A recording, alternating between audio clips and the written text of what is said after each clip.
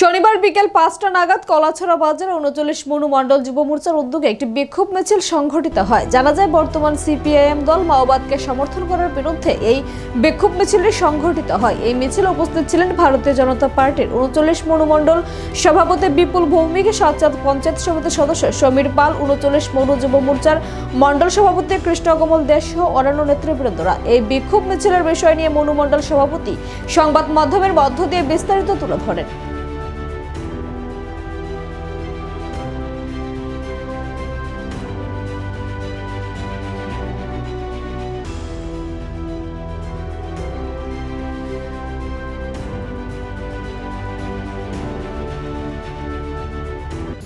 আপনারা দেখেছেন আমাদের যুব ভাইরা আজকে কলাছড়া বাজারে বিক্ষোভ মিছিল করেছেন, কারণ গত কিছুদিন আগে এই রাজ্যের তথাকথিত যারা বিরোধী দল, যারা এই রাজ্যের উন্নয়ন এবং শান্তিতে সবসময় বিরোধী ছিল, আমরা দেখেছি ভারতবর্ষের সরকার একটা সিদ্ধান্ত নিয়েছে আগামী 2026 সালের মধ্যে এই দেশ থেকে যারা মাওবাদ রয়েছে, নকশালবাদ রয়েছে, এটা সমূলে নির্মূল করা হবে।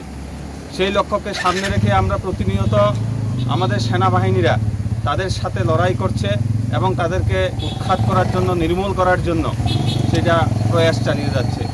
এতে আমাদের অল্প বিস্তর যারা সৈনিকরা রয়েছে সেখানে আহত হয়েছে, নিহত হয়েছে।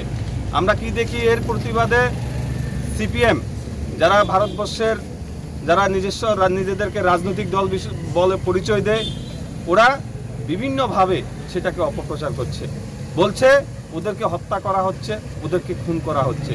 তা আমাদের প্রশ্ন একটাই, যারা মানুষকে বাঁচতে দিচ্ছে না, মানুষকে আক্রমণ করছে, হত্যা করছে, তাদের বিরুদ্ধে সিপিএমের এত কান্না কি কারণ?